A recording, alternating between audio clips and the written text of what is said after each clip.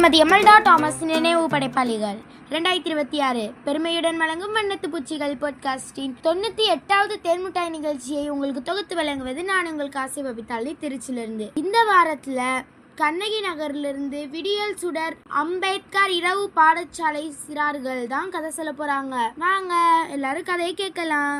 First யார் கதை சொல்ல போறாங்கன்னா சந்தோஷ் தான் கதை சொல்ல போறாங்க. வாங்க எல்லாரும் கதையை கேட்கலாம். என் பேர் சந்தோஷ். நான் அம்பேத்கர் இரவு பாடசாலையிலேருந்து பேசுகிறேன். நான் பீட்ரூட்டும் கேரட்டும் கதையெல்லாம் சொல்ல போகிறேன். பீட்ரூட்டும் கேரட்டும் நல்லா ஃப்ரெண்டாக இருந்துச்சான். எல்லாரும் ஜாலியாக விளாண்டுக்கும் போது சரி நம்ம கிரிக்கெட் விளாட்னு சொல்லிட்டு ஃப்ரெண்டு கூட ஜாலியாக விளாண்டுக்கும் போது கேரட்டு சொல்லிச்சான், பீட்ரூட்டு எனக்கு ரொம்ப பசிச்சுடா நான் போறேன்டா அப்படின்னு சொல்லிட்டு போகும்போது அப்படி சொல்லிச்சான் பீட்ரூட்டு, என்னடா நீ சீக்கிரம் போடா என்ன வாட்டி இனிமேல் பேசியிருந்தேன்னா உங்கள்கிட்ட நான் பேச மாட்டேன் அப்படின்னு சொன்னோன்னே கேரட்டுக்கு ரொம்ப கோவமா வச்சான். நல்லா கேரட்டு திட்டு விட்டுச்சான் பீட்ரூட்டை. அது பீட்ரூட் சொல்லிச்சு, போடா நீ மட்டுமா திட்டு எனக்கும் வாயிட்டு சொல்லிட்டு பீட்ரூட்டை திட்டிச்சான். பீட்ரூட் திட்டினப்ப கத்திரிக்காய் நடுவில் பார்த்துச்சான். இன்னும் இது 2 பேர் சண்டை கொண்டு போவாங்கன்னு சொல்லிட்டு சேர்த்தவங்கலாம் சொல்லிட்டு நிறையா ட்ரை பண்ணிச்சான். அங்கே இங்கேருந்து எங்கெங்கேயோ போய் குழம்பிச்சான். சரின்னு சொல்லிட்டு சேர்த்தே வைக்க முடியாத அப்பா இனிமேல் என்ன பண்ணலாம்னு சொல்லிட்டு எல்லாருக்கிட்டையும் போய் சொல்லிச்சான். பாருங்க இவங்களாம் இதுமாதிரி பண்ணுறாங்க அப்படின்னு சொல்லிட்டு கத்திரிக்காய் முருங்காய் எல்லாருக்கிட்டையும் போய் சொல்லிச்சான். எல்லார்கிட்டையும் சொன்னப்ப எல்லாம் யோசிச்சாங்களாம், இவங்களை சேர்த்து வைக்கிறதுனா நெசா ஒரு வழி வேணும், அதை நம்மளாம் உருவாக்கணும் அப்படின்னு சொல்லிட்டு நிறையா போட்டு கத்திட்டு எல்லாம் போயிட்டு ஒன்றா சேர்ந்து ஜாலியாக உக்காந்துருக்கும் போது கத்திரிக்காய் டீமில் 10 பேர் கேரட்டு டீமில் 10 பேர்னு சொல்லிட்டு எல்லாம் ஜாலியாக இது விளாண்டுருந்தாங்களாம். கபடி விளாடும் போது 2 டீமுக்கும் சரியான சண்டை. அப்போ கேரட்டும் பீஸும் வந்துச்சான். அங்கேருந்து போது பார்த்துச்சான். ஏன்னா இவங்க சண்டை போடாமல் சொல்லிட்டு குடியில் போயிட்டு தத்துவலாம் சொல்லிட்டு 2 பேர் போகும்போது இச்சினாங்களா இச்சிட்டு ரிட்டர்னு சண்டை வந்துச்சான். ரிட்டர்னு பீட்ரூட்டு கோச்சிட்டு போயிடுச்சான், கேரட்டை கோச்சிட்டு போயிடுச்சான். சரி என்னாச்சும் ஒரு ஐடியா பண்ணலாம்னு சொல்லிட்டு ரிட்டன் எல்லாம் போயிட்டு சமாடா பட்டலான்னு சொல்லிட்டு ரொம்ப பேசி பார்த்தாங்க. அப்பயும் தெரிஞ்சல. ஆனால் சொல்லிட்டு சரி சொல்லிட்டு எல்லாம் யூடியூப் இன்ஸ்டா செல்லில் பார்த்துருந்தாங்களாம். பார்த்துக்கும் போது யூடியூப்ல ஒரு வீடியோ பார்க்கும் போது தெரிஞ்சிச்சான். இது 2 பேர் அசிட்டுங்கிறாங்க. அசிட்டு போயிட்டு அங்கே கோச்சின்னு இன்னொருத்த அவனை அடிச்சான். 2 பேரும் ஒன்றா சேர்ந்தாங்களா அப்படின்னு சொல்லிட்டு ஒரு வீடியோ பார்த்தாங்களாம். சரி அந்த வீடியோ போல 2 பேரும் பண்ணலாம் சொல்லிட்டு 2 பேரும் வர வச்சு 2 பேரும் சண்டை மூட்டி விட்டு ரிட்டன் 2 பேர் பிரிஞ்சு போகும்போது 2 பேர்ல ஒருத்தவனை போட்டு இன்னொருத்தவன் அடிக்கும் போது அவன் ரிட்டன் அச்சானா. அப்போ நீ ஏன்டா நான் அடி வாங்கும்போது நீ ஏன்டா என்ன அவனை அடிடா அப்படின்னு சொன்னப்ப அவன் சொன்னான், என்னதான் இருந்தாலும் அவன் ஃப்ரெண்டு இல்லைண்டா அதனால நான் உதவி செய்வேன்டா சொல்லிட்டு 2 பேர் சேர்ந்து பண்ணலாம். அதுக்கப்புறம் அவங்க 2 பேர் சேர்த்து வச்சாங்க. சூப்பர் சந்தோஷ், நீங்கள் வெஜிடபிள்ஸை வச்சு அருமையாக கதை சொல்லியிருக்கீங்க. வெஜிடபிள்ஸ் வச்சு நட்பை பற்றியும் சொல்லியிருக்கீங்க. இந்த கதை மூலமாக என்ன தெரிஞ்சிருக்குன்னா, நம்ம எக்காரணத்துக்கு ஃப்ரெண்ட்ஸை விட்டு கொடுக்கக்கூடாது. சண்டை வந்தாலும் சரி சண்டை வராட்டியும் சரி நம்ம விட்டே கொடுக்கக்கூடாது. நம்ம ஃப்ரெண்ட்ஸுக்கு ஒன்றுனா நம்ம முன்னாடி நிற்கணும் அப்படின்னு நீங்கள் அருமையாக சொல்லியிருக்கீங்க. இதே மாதிரி நிறைய கதையை சொல்லணும்னு எங்கள் வண்ணத்து பூச்சி குழு சார்பாக பாராட்டுகளும் வாழ்த்துக்களும்.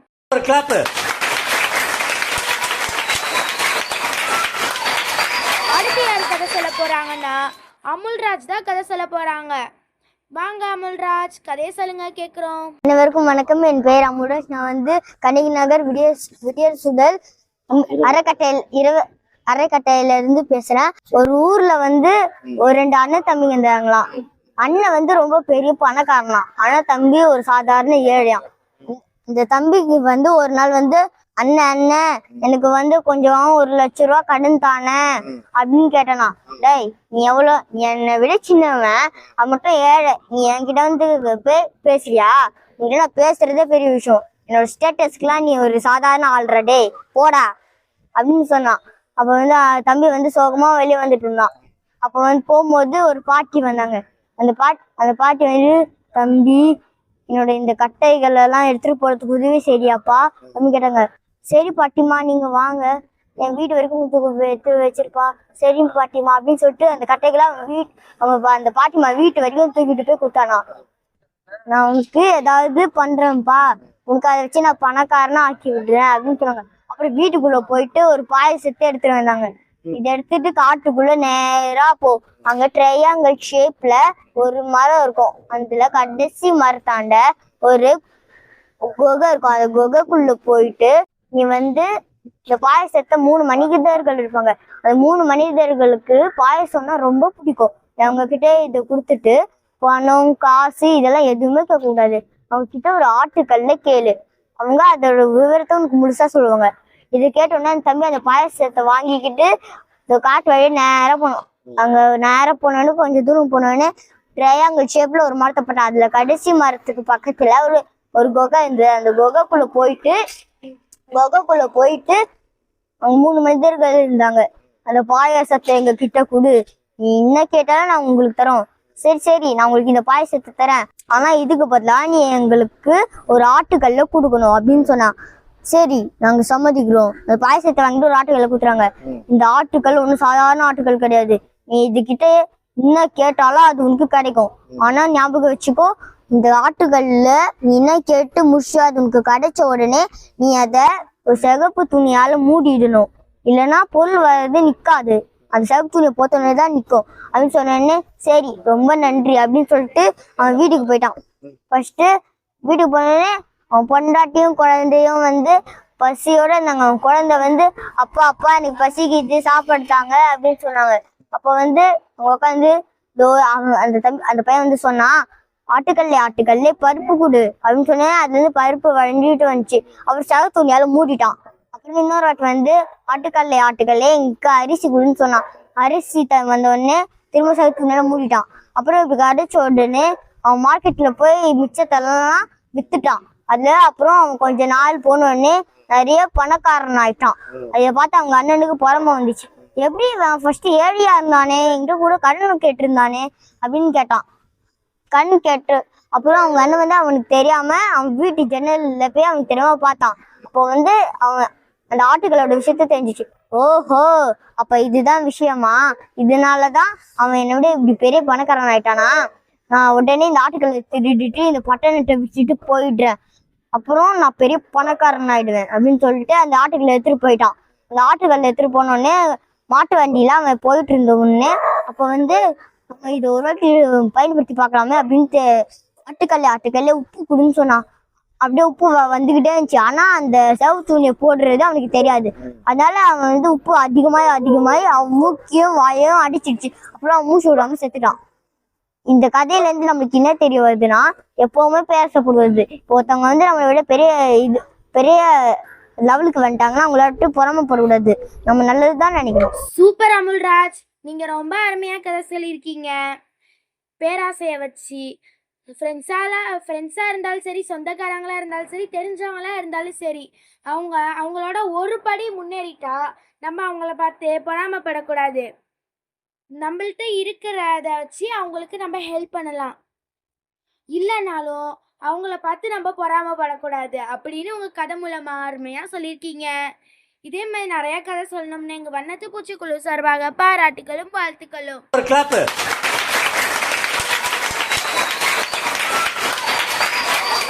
அடுத்து யார் கதை சொல்ல போறாங்கன்னா கிரேசி தான் கதை சொல்ல போறாங்க. வாங்க கிரேசி, கதையை சொல்லுங்க. என் பேர் கிரேசி. நான் வந்து கண்ணகி நகர்லேருந்து பேசுகிறேன். அம்பேத்கர் இரவு பாடசாலையிலேருந்து பேசுகிறேன். இப்போ நான் சொல்ல போகிற கதை வந்து நான் ஓனாக எழுதின கதை. ஒரு ஊரில் வந்து காவேரி சுமத்ரான்னு 2 அக்கா தங்கச்சிங்க இருந்தாங்க. காவேரி வந்து ரொம்ப கருப்பாக இருப்பா, சுமத்ரா வந்து கொஞ்சம் வெள்ளையாக இருப்பா. அப்போ வந்து காவேரி வந்து ரொம்ப கருப்பாக இருக்காளே அப்படின்னு சொல்லிட்டு சுமத்ரா வந்து எல்லாருக்கிட்டையும் போய் சொல்லுவாள். அப்போ சுமத்ரா வந்து என் தங்கச்சி கருப்பாக இருக்கா, நான் வெள்ளையாக இருக்கேன் அப்படின்னு சொல்லிட்டு எல்லாருக்கிட்டும் கொஞ்சம் பெருமையாக பேசின்னு இருப்பா. அப்போ வந்து சுமத்ரா வந்து காவேரி வந்து இதை ஒட்டு கேட்டுட்டு அவங்க அம்மா அப்பாட்ட போய் கேட்பா, ஏம்மா என்னை மட்டும் கொஞ்சம் கருப்பாக பெற்றீங்க, அக்காவை மட்டும் கொஞ்சம் வெள்ளையாக இருக்கா அப்படின்னு சொல்லிட்டு கேட்கும் போது அவங்க அம்மா அப்பா சொல்லுவாங்க, ஏன் இல்லைம்மா நான் 2 பேரையும் ஒரே மாதிரி தான் பெற்றேன் அப்படின்னு சொல்லிட்டு. அப்போ வந்து காவேரி வந்து போய் அழுதுன்னு இருப்பா. அப்போ வந்து ஒரு தேவதை வருவாங்க. அவங்க தேவதை வரும்போது காவேரி வந்து அழுதுன்னு இருக்கிறத பார்த்துட்டு ஏன் காவேரி அழுகுற அப்படின்னு சொல்லிட்டு கேட்பாங்க. அப்போ வந்து காவேரி சொல்லுவா, இல்லை நான் வந்து கொஞ்சம் கருப்பாக இருக்கேன், எங்கள் அக்கா வெள்ளையாக இருக்கா, அதை வந்து சொல்லிட்டு இருக்கா, எனக்கு கொஞ்சம் மனக்கவலையாக இருக்குது அப்படின்னு சொல்லிட்டு சொல்லும் போது அந்த தேவதை வந்து சொல்லுவாங்க, நான் வந்து உனக்கு ஒரு சக்தி தரேன், அது வந்து நீ வெள்ளையா மாறிடுவான்னு சொல்லும் போது காவேரி வந்து வெள்ளையா மாறிடுவா, சுமத்ரா வந்து கருப்பா மாறிடுவா. அப்போ வந்து சுமத்ரா வந்து ரோட்ல நடந்து போகும்போது வந்து எல்லாரும் கிண்டல் பண்ணுவாங்க, நீ கருப்பாயிட்ட உங்க தங்கச்சி வந்து வெள்ளையாட்ட அப்படி சொல்லும் போது. அப்போ வந்து காவேரி நான் சொல்லுவா, இல்ல இல்ல எங்க அக்கா வந்து எல்லார்கிட்ட பெருமையா பேசியிருந்தா, அதனாலதான் அவ கருப்பாயிட்டா, எனக்கு ஒரு சக்தி கிடைச்சிருக்கு, ஒரு தேவதை கொடுத்தாங்க, அதனாலதான் எங்க அக்கா வந்து கருப்பாயிட்டா, நான் வந்து வெள்ளையாயிட்டேன், இதுதான் உண்மை அப்படி சொல்லிட்டு சொல்லும் போது உடனே வந்து சுமத்ரா சொல்லுவா, இல்ல இல்ல எனக்கு ஏதோ ஸ்கின் ப்ராப்ளம் ஆயிடுச்சு அப்படி சொல்லிட்டு போய் சொல்லுவா. உடனே காவேரி வந்து இல்ல நான் சொல்றதா உண்மை அப்படி சொல்லிட்டு உண்மையே பேசுவா. அப்போ வந்து உடனே வந்து காவேரி வந்து எல்லார்கிட்டும் பேசிட்டு இருக்கும்போது சுமத்ரா வந்து சரி போ அப்படின்னு சொல்லுவா. அப்போ வந்து இன்னொரு நாள் வந்து காவேரி வந்து எல்லார்கிட்டும் பேசிட்டே இருக்கும்போது சுமத்ரா வந்து இல்ல இல்ல இதான் உண்மை, என் தங்கச்சிக்கு நான் எல்லார்கிட்டையும் வந்து என்னை பத்தி பெருமையா பேசிட்டு இருந்தேன், அதனால நான் கருப்பா மாட்டேன், தங்கச்சி வெள்ளையா மாட்டேன், இதுதான் உண்மையே அப்படி சொல்லிட்டு வந்து சுமத்ரா வந்து எல்லார்கிட்டும் சொல்லுவா. அதனால அவங்க அம்மா அப்பா கிட்ட போய் சொல்லும் போது நீ என்னம்மா இப்படி மாறிட்ட அப்படி சொல்லும் போது இல்லம்மா நான் வந்து ரொம்ப தப்பு பண்ணிட்டேன், நான் வெள்ளையா இருக்கேன் அப்படி சொல்லிட்டு பெருமையா பேசுனதுனால நான் வந்து கொஞ்சம் கருப்பா மாறிட்டேன், தங்கச்சிக்கு ஒரு தேவதை வந்து கொஞ்சம் சக்தி கொடுத்தாங்க, அதனால தங்கச்சி மாறிட்டா அப்படின்னு சொல்லுவாங்க. இதனால நம்மளுக்கு என்ன தெரியுதுன்னா, அடுத்தவங்களை பத்தி வந்து குறையா பேசக்கூடாது, நம்ம எப்படி இருக்கோமோ அதை பத்தி மட்டும் பேசணும். சூப்பர் கிரேசி, உங்க கதை ரொம்ப அருமையா இருந்துச்சு. நம்ம யாரையும் குறை பேசக்கூடாது, மற்றவங்கள ஏற்றத்தாழ்வு அற்றதா பார்க்கக்கூடாது, எல்லாத்தையும் சமமாக தான் நினைக்கணும் அப்படின்றத உங்க கதை மூலமா அருமையா சொல்லியிருக்கீங்க. இதே மாதிரி நிறைய கதை சொல்லணும்னு எங்க வண்ணத்து பூச்சி குழு சார்பாக பாராட்டுகளும் வாழ்த்துக்களும்.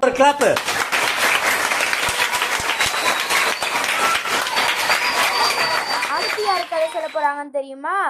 திவேஷ் தான் கதை சொல்ல போறாங்க. வாங்க எல்லாரும் நம்ம கதையை கேட்கலாம். என் பேர் திவேஷ். நான் வந்து கண்ணகி நகர்ல அம்பேத்கர் இரவு பாடசாலையில விடியல் சுடர் அங்கேருந்து பேசுறேன்.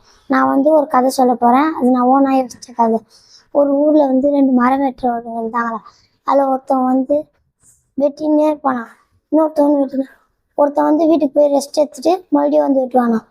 ஆனா மறுபடியும் வந்து வெட்டினாலும் அவங்ககிட்ட தான் அதிகமாக துண்டு இருக்குமா, இன்னொருத்த கையில கம்மியா தான் இருக்குமா. அப்புறம் தான் அவன் கேட்பானா, ஒரு நாள் ஃபுல்லா கூட வெட்டின்னு இருப்பானா, ஆனாலும் அவனால அதிகமாக வெட்ட முடியாதா, நீ எப்படி மரத்தை வீட்டுல போய் சீக்கிரமா எப்படி வெட்டுறேன்னு கேட்பானா. அதுக்கு அவன் சொல்லுவான், நான் வீட்டுக்கு போய் கொஞ்ச நேரம் ரெஸ்ட் எடுத்து கொடாலி சீவி எத்தனை வருவான்னு சொல்லுவாங்க. அப்படி சொன்னோடனே அவன் சொல்லுவாங்க, நானும் எனக்கும் அந்த மாதிரி சீவி தாயன்னு சொன்னோடனே அவன், நீ யாருன்னே தெரியாது, உனக்கு ஏன் நான் சீவி தரேன் அப்படி சொல்லுவான். அப்படி சொன்னோடனே ஒரு நாள் அவன் அந்த ஒழுங்கா வெட்டாதவன் வெட்டினே இருப்பான் மரத்தை. அவன் வெட்டினே இருக்கும்போது கோடாலி போய் தண்ணியில ஊந்துருமா. தண்ணியில ஊந்தோடனே தண்ணியில இருந்து ஒரு தேவதை வந்து இந்த வெள்ளி கோடாலி உண்டான்னு கேட்குமா. கேட்டோடனே அவன் சொல்லுவானா, இல்லை இது எந்த இல்லைன்னு சொல்லுவான். அடுத்து இந்த தங்க கோடாலி உண்டான்னு கேட்டோடனே அதுவும் எந்த இல்லைன்னு சொல்லுவானா. அப்புறம் வைர கோடாலி வந்து கேட்குமா, அதுவும் எந்த இல்லை சொல்லுவானா. அப்புறம் அவனோட மர கோடாலியை கேட்டோடனே ஆமா இது எந்ததான்னு சொல்லுவானா. அதுக்கப்புறமா அவன் அந்த மொத்த கொடாலியும் எடுத்து அவனுக்கு கொடுத்துருவான். அத்தான் அவன் வீட்டுக்கு எடுத்துன்னு போயிடுவானா மொத்த கொடாலியும். மறுநாள் வந்து சாதா கொடாலியில வெட்டின்னு இருப்பானா. அந்த தேவதை வருவாங்களா, தேவதையே அந்த 3 கொடாலியும் எப்படி யூஸ் பண்ணணும்னு கேட்பானா. நீ ஒன்றுக்குள்ள வெட்டினா அதுக்கான பலன் கிடைக்கும்னு சொல்லுவாங்க. அதுக்கப்புறம் அவன் டெய்லி எடுத்துன்னு வந்து தங்க கொடாலியில ஒரு நாள் வெட்டுவானா. வெட்டும் போது தங்க காசா கிடைக்குமா. அந்த தங்க காசை ஒரு மூட்டையில எடுத்துன்னு போயிட்டு வீட்டுல வச்சுருவானா. அடுத்து வெள்ளி கொடாலியில வெட்டுவானா. அந்த வெள்ளி காசை எடுத்துன்னு போயிட்டு வீட்டுல வச்சுருவானா. வயிறு கொடாலியில வெட்டும் போது வயிறு கிடைக்கும், அதையும் எடுத்துன்னு போய் வீட்டுல வச்சுருவானா. ஒரு நாள் சேட்டு கடையில போயிட்டு அந்த தங்கத்தையும் வெள்ளியும் வயிறுத்தையும் ஒன்று எடுத்துன்னு போனான். இதோட சேட்டு கடையில கேட்கும்போது இதோட மதிப்பு 1 மில்லியனுக்கு போகும்னு சொல்லுவாரான். அப்படி சொன்னோடனே அவன் வீட்டுக்கு போயிட்டு பேசின்னு இருப்பான். இந்த 1 மில்லியனுக்கு போகுமான்னு பேசினுக்கும் போது அவன் அண்ணன் ஒட்டி கட்டுவானான். ஒட்டி கட்டு அவன் தம்பி வெளியே போற நேரத்துல அந்த காசுலாம் அவன் தூக்கின்னு வீட்டுக்கு போயிடுவானா. அந்த கோடாலியை எடுத்துன்னு போயிடுவானா. கோடையில எடுத்துன்னு போயிட்டு அவன் எப்படி யூஸ் பண்ணதுன்னு தெரியாதான். அவன் தம்பியும் என் கோடாலிக்கான கேட்டேன். நான் என் கோடாலியை பார்த்தேன் அவன் கீழே போய் கேட்பான். அவன் சொல்லுவான், இல்லையே உன் கோடாலியை நான் பார்க்க கேட்பான். சொல்லுவானா. அவன் அதுல வெட்டினா தங்க காசு வைர காசு வெள்ளி காசுலாம் கிடைக்கும் சொல்லுவான்.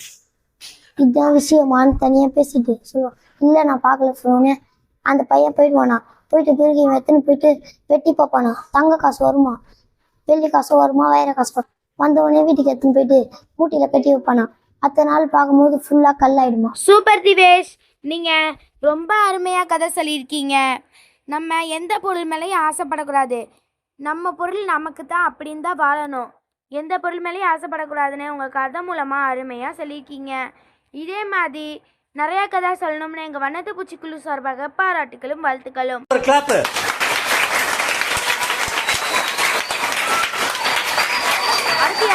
சொல்ல போறாங்கன்னு தெரியுமா? அமுல்ராஜ் தான் கதை சொல்ல போறாங்க. அனைவருக்கும் வணக்கம். என் பேர் அமுல்ராஜ். நான் வந்து கண்ணகி நகர் விடியல் சுடர் அறக்கட்டையிலேருந்து பேசினேன். ஒரு ஊர்ல வந்து ஒரு 2 மனுஷங்க வந்து ஒரு நாள் ஆத்தங்கரை ஓரம் தண்ணி பக்கத்துல நெருப்பு பற்ற வச்சுட்டு உட்காந்துட்டு இருந்தாங்க. அப்போ வந்து ஒரு நெருப்பு வந்து சொல்லிச்சு, நெருப்பே நான் உன்னை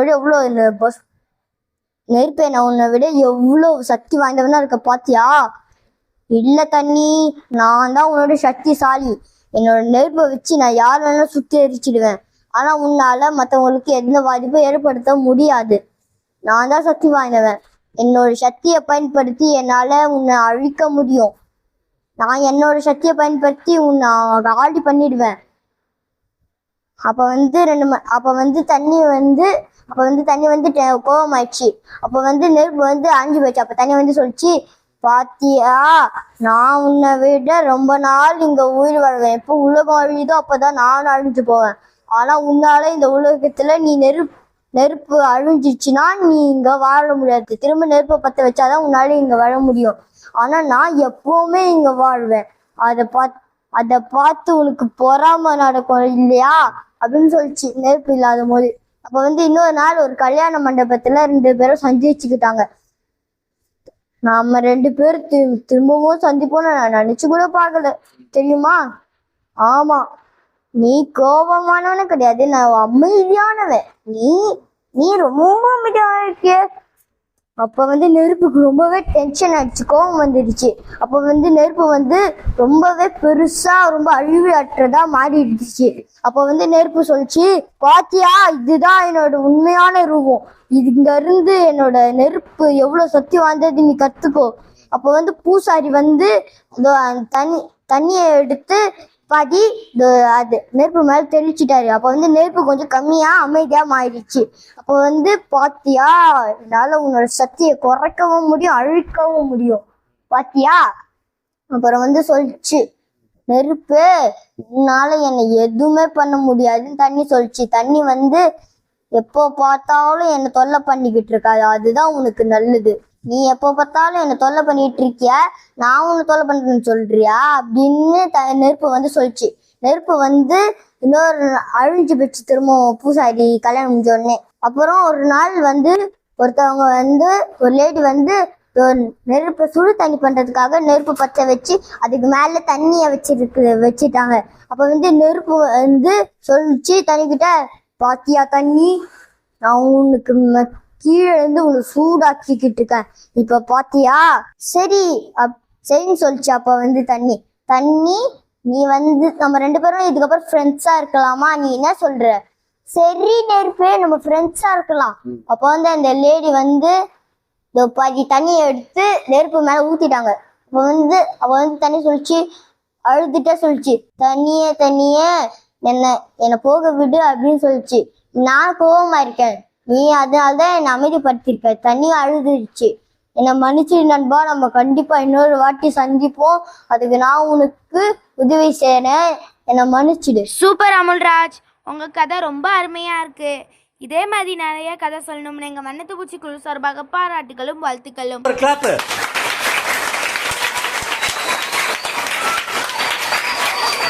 அடுத்து யார் கதை சொல்ல போறாங்கன்னு தெரியுமா? கிரேசி தான் சொல்ல போறாங்க. வாங்க நம்ம எல்லாருமே கதையை கேட்கலாம். என் பேர் கிரேசி. நான் வந்து கண்ணகி நகர்லேருந்து பேசுகிறேன். விடியல் சுடர் அம்பேத்கர் இரவு பாடசாலையிலேருந்து பேசுகிறேன்.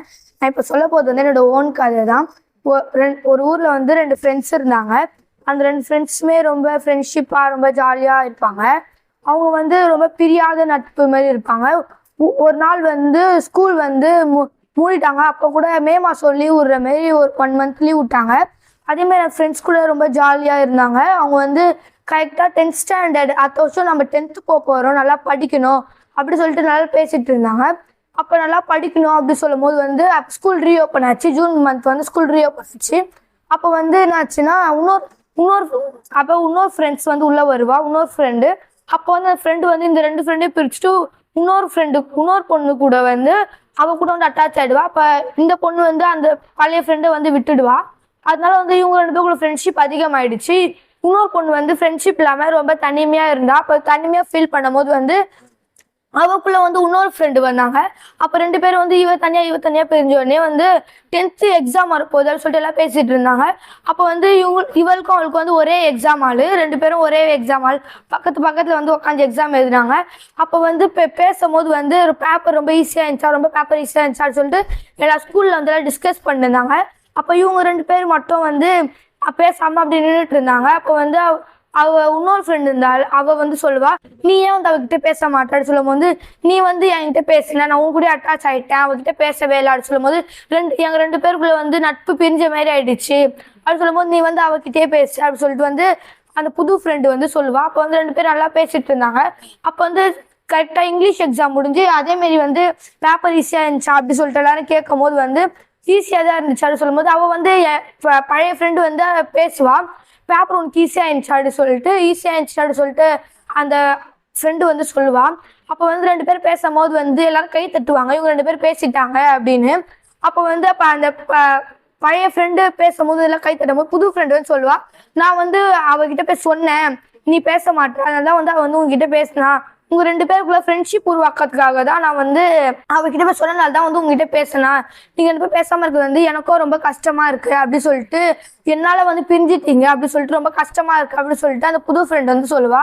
அப்போ வந்து உடனே வந்து அந்த பழைய ஃப்ரெண்ட் சொல்லுவா, இல்லை நாங்கள் 2 பேர் பிரியாத நட்பு மாதிரி இருந்தோம், நீ வந்தோடனே வந்து உங்ககிட்ட பேசுறதுனால என்கிட்ட வந்து இன்னொரு பொண்ணு பேசுறதுனால அவங்ககிட்ட பிரிஞ்சுட்டேன், இதுக்கப்புறம் வந்து நம்ம 4 பேர் ஒன்றா இருப்போம் அப்படின்னு சொல்லிட்டு சொல்லும் போது இந்த எல்லாரும் 4 பேர் ஒன்றா இருப்பாங்க. அப்போ வந்து நம்ம இதுக்கப்புறம் பிரியவே கூடாது வாழ்க்கை முழுக்க அப்படி சொல்லிட்டு எல்லாரும் ஒன்றா இருப்பாங்க. இப்போ வந்து ஒரு நாள் வந்து 12th ஸ்டாண்டர்ட்லாம் முடிஞ்சோடனே ஸ்கூல்லாம் முடிஞ்சிடும்.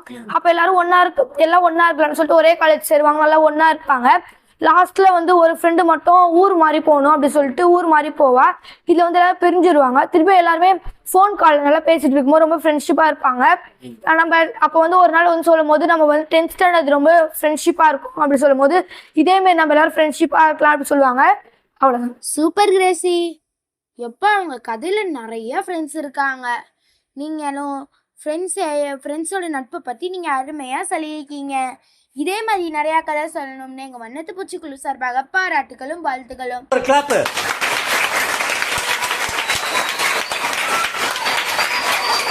அடுத்து யார் கதை சொல்ல போறாங்கன்னு தெரியுமா?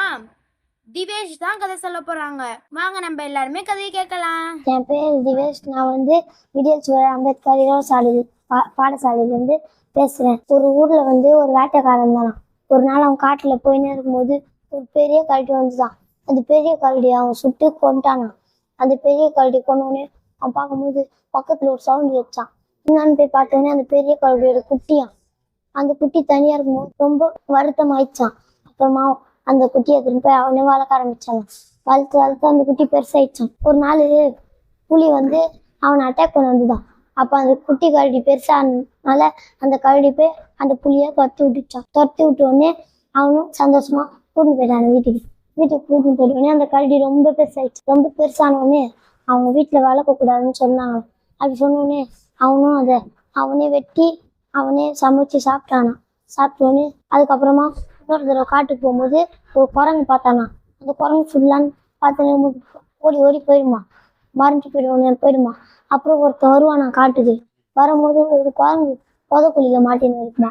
அந்த குரங்கை பிடிச்சி காப்பாற்றணுன்னே அவன் வந்து போயிருக்கும்போது அந்த வேட்டைக்காரன் வந்து சிங்கத்துக்கு பொறி வச்சிருப்பானா ஓட்டையா. அந்த ஓட்டை புளியில வந்து அந்த ஒருத்தன் குரங்கை காப்பாற்றினானே அவன் போய் விழுந்துருவானா. அவன் விழுந்தோடனே காப்பாற்றணும் கத்துனோடனே அந்த குரங்கு அவன் காப்பாற்றினால அந்த குரங்கு போய் அவனுக்கு ஒரு மரக்கட்டையை உள்ள தள்ளி விட்டு காப்பாற்றினோடனே அவனும் அந்த குரங்கும் ஃப்ரெண்ட் ஆகிட்டாங்களே. ஃப்ரெண்ட் ஆகி போயின்னு இருக்கும்போது ஒரு பிளாக் பேண்டர் வருமா, அது அவனை கடிக்க வருமா. அவனும் ஓடி போயின்னு இருக்கும்போது அந்த வேட்டைக்காரன் வந்து அந்த பிளாக் பேண்டர் அழிக்க வருவானா. அதை பார்த்துட்டு அவன் வீடு போனாலும் பரவாயில்லன்னா பிளாக் பேண்டரை சுடும் போது குறுக்கில போயிடுவானா. போனோடனே அந்த வேட்டைக்காரனை அவனுக்கு சுட்டுருவானா. அவன் சுட்டவுடனே அவன் கீழே விழுந்தோடனே அந்த பிளாக் பேண்டரை அவன் அப்படியே இழுத்துனே போய் சாப்பிட்டுமா. அந்த குரங்கு வரமா உட்காந்து அழுத்துன்னு இருக்குமா. அதுக்கப்புறமா குருவி பக்கத்துல போனோடனே அந்த குருவி அந்த குரங்கு பிடிச்சிருமா. பிடிச்சி அந்த குருவியை அது கச்சிட்டே விட்டுருமா. அது விட்டோடனே தான் செத்து போயிடுமா அந்த குருவி. அப்புறமா அது ஒரு கூடாண்டு போய் பார்த்தாதான் அந்த கூட்டுக்குள்ள 2 முட்டை இருக்குமா. அந்த முட்டைய ஒரு 2 பாம்பு அந்த முட்டையை ஒரு பாம்பு சாப்பிட்டு வருமா. அதை பார்த்த குரங்கு அது அந்த பாம்பை துரத்தி விட்டுருமா. அந்த பாம்பை துரத்தி விடும்போது அந்த பாம்பு அந்த குரங்கு சுற்றி முழுங்கிடுமா. அப்படியே முழுங்கினோடனே அந்த பாம்பு நவர முடியாமல் அந்த கூட்டுக்குள்ளேயே பத்துருமா. பத்துட்டோடனே அந்த வேட்டைக்காரன் மறுபடியும் வருவானா. அந்த பாம்பை பார்த்தோடனே நவர முடியாமல் இருக்குமா. அதனால அந்த பாம்பையும் சுட்டுருவானா. சுட்டோடனே அந்த சவுண்டு கேட்டு எல்லா பறவையும் பறந்துதான். பறந்தோடனே கர்ஜன சத்தம் கேட்டுதான். அப்போதான் அந்த சிங்கம் வந்துதான். சிங்கத்தை அவன் பார்க்கவே இல்லை, அவன் பின்னாடியே நின்று நின்றுதான். அப்புறமா அப்படியே எகிரி அந்த சிங்கம் வந்து அவனை சாவ வச்சுட்டான். அந்த வேட்டைக்காரனை சாவ வச்ச உடனே அந்த சிங்கம் போயினே இருக்கும்போது பின்னாடி இன்னொரு வேட்டைக்காரன் வந்தானா. அவன் வந்து ரொம்ப நல்லவனா. அவன் எந்த விலங்கையும் சாவடிக்க மாட்டான். அந்த சிங்கத்தை பார்த்த உடனே சாவடிக்காம போய் தலையில தடவி கொடுத்தானா. தடவி கொடுக்கும்போது அதுவும் ஃப்ரெண்ட் ஆயிடுச்சான். அதுக்கு நல்ல சாப்பாடு எல்லாமே கொடுத்தானா. உடனே ஒரு நாள் அந்த காட்டுல மரம் வெட்டுறவங்க வந்தாங்களாம். மரம் வெட்டி மொத்த மரத்தையும் சாத்தினாங்களாம். அதுக்கப்புறம் வெயில் அடிச்சு எல்லா விலங்கும் பறந்து வந்துதான். அப்புறம் ஒரு மான் போயிட்டு தண்ணி குடிக்க போச்சான். தண்ணி குடிக்க போகும்போது அங்க முதல்ல வந்து அந்த மானை கடிக்க வந்தோடனே அந்த மானம் தப்பிச்சு ஓடிச்சான். தப்பிச்சு ஓடும்போது தான் அந்த வேட்டைக்காரனும் வருவானா. அவனும் அந்த மானை காப்பாற்றி விட்டுருவானா. காப்பாற்றி விட்டுருவோடனே அந்த மானம் ஓடி போயிடும். அப்புறமா அந்த ஃபேமிலியோட மானு அவன் வீட்டுக்கு போகுமா. வீட்டுக்கு போயிட்டு அவனுக்கு அன்பளிப்பா ஒரு ரோஸ் பிச்சுன்னு போய் கொடுக்குமா. அந்த ரோஸ் பார்த்தோடனே அவன் மான் பக்கத்துலேயே வச்சு அதை அமுச்சு விடுவானா. அதை அமுச்சு விட்டோடனே அந்த மானம் போயிடுமா. போயிட்டோடனே அவன் காட்டுக்குள்ள மறுபடியும் போனான். போனோடனே எல்லா விலங்கும் ஒரு இடத்துல அப்படி சோர்வா பத்துனே இருந்துதான். எல்லா விலங்குக்கும் தண்ணி எல்லாம் கொடுத்தானா. அதுக்கப்புறமா அந்த விலங்குகளும் அந்த ஏரியாண்ட இருந்துதான். இவனே டெய்லியும் தண்ணியை குத்துன்னு இருப்பானா. எல்லா விலங்குக்கும் தண்ணி குத்துனே இருக்கும்போது ஒரு நாளைக்கு உனக்கு வயசாயிடுமா. ரொம்ப வயசானவொடனே அவனை இறந்துருவானா. இறந்தவொடனே எல்லா விலங்கும் வீட்டுக்கு போய் பார்க்கும்போது அவன் இருக்க மாட்டானா. அப்புறமா தான் அந்த விலங்குலாம் அதுவே காட்டுக்குள்ள போய் தண்ணி குடிக்கிறான்னு போனா அந்த முதல்ல தொத்து விட்டுருமா. ஒரு நாள் சிங்கம் போயிட்டு அந்த முதலைய கச்சி கொன்றுமா. அந்த முதலைய கொன்னோடனே எல்லா விலங்கும் ஜாலியா போய் தண்ணி குடிக்குமா. குச்சிட்டு அப்புறமா மரம்லாம் வளர்ந்துருமா. அந்த மரம் வெட்டுறவங்க மறுபடியும் வருவானா. அந்த சிங்கம் மறுபடியும் போய் அந்த வேட்டைக்காரன் அந்த மரம் வெட்டுறவனை போய் கச்சிடுமா. கச்ச உடனே அவனும் அந்த கோடையில வச்சு சிங்கத்தோட கழுத்திலே வெட்டிடுவானா. அதுக்கப்புறம் அந்த சிங்கமும் செத்துருமா. அது அவனும் செத்துருவானா. சூப்பர் திவேஷ், உங்க கதை ரொம்ப அருமையா இருந்துச்சு. எல்லா அனிமல்ஸையும் கொண்டு வந்து ஒரு ஃப்ரெண்ட்ஷிப் முக்கியம் அப்படின்னு நீங்கள் உங்கள் கதை மூலமாக அழகாக சொல்லியிருக்கீங்க. இதே மாதிரி நிறைய கதை சொல்லணும்னு எங்கள் வண்ணத்து பூச்சி குழு சார்பாக பாராட்டுகளும் வாழ்த்துக்களும்.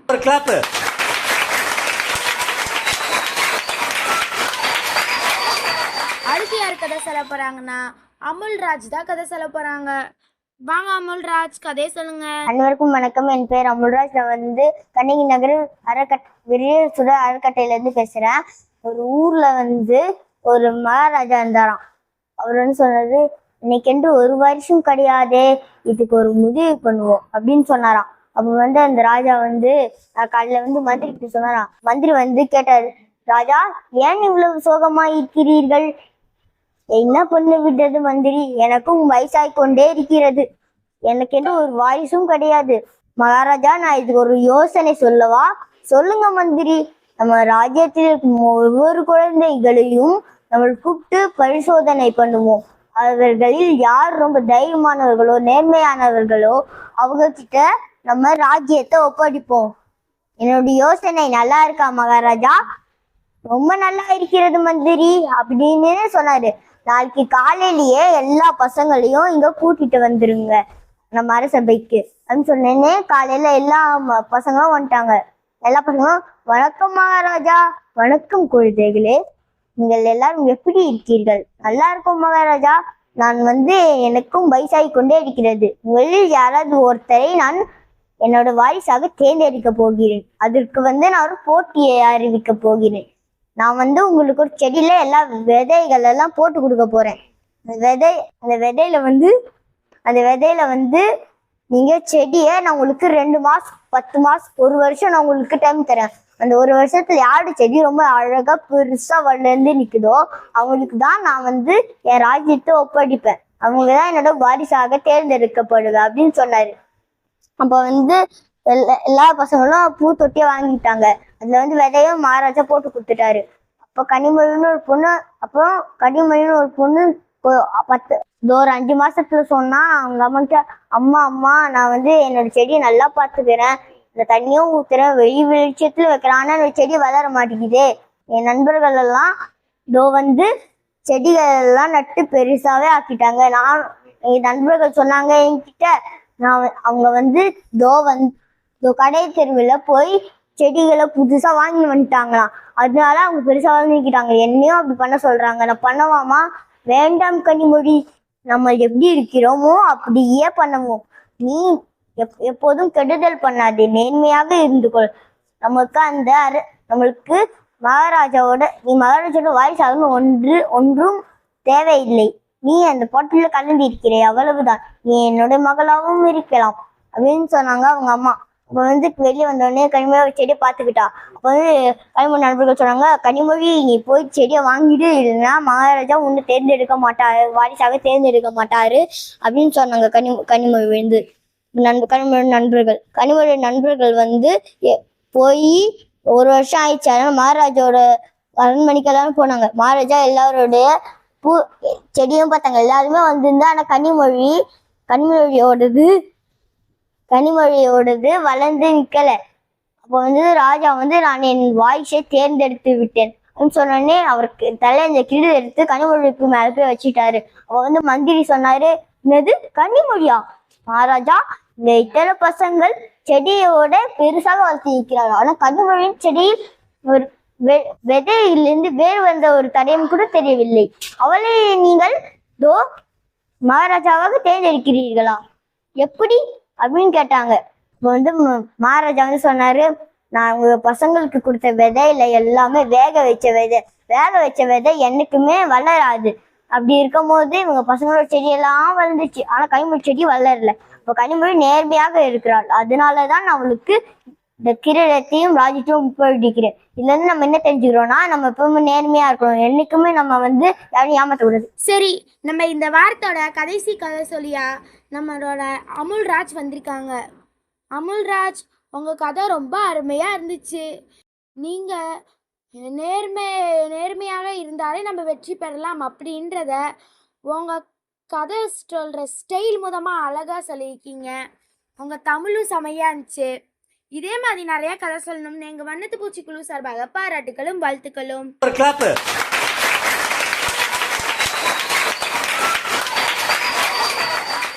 நம்ம இந்த வாரத்தோட இறுதி பக்கத்துக்கு வந்துட்டோம். இந்த வாரத்துல சொன்ன எல்லா கதை சொல்லிகளும் ரொம்ப அருமையா சொல்லியிருந்தீங்க. கண்ணகி நகர், விடியல் சுடர், அம்பேத்கர், இரவு பாடசாலை சிறுவர்கள் ரொம்ப அருமையா சொல்லியிருந்தீங்க. இதே மாதிரி நிறைய கதை சொல்லணும்னு எங்க வண்ணத்து பூச்சி குழு சார்பாக பாராட்டுகளும் வாழ்த்துக்களும். சரி, அடுத்த வாரத்துல யாரெல்லாம் கதை சொல்றீங்கன்னு கேட்கணும்னு எனக்கு ரொம்ப ஆவலா இருக்கு. நம்ம அடுத்த வாரத்துல சந்திக்கலாம். உங்களிடமிருந்து விடைபெறுவது நான் உங்கள் காசை பபிதா, திருச்சியிலிருந்து. இந்த வீடியோ பிடிச்சிருந்துச்சுன்னா லைக் பண்ணுங்க, ஷேர் பண்ணுங்க, கமெண்ட் பண்ணுங்க, மறக்காம சப்ஸ்கிரைப் பண்ணுங்க. பாய் பாய்.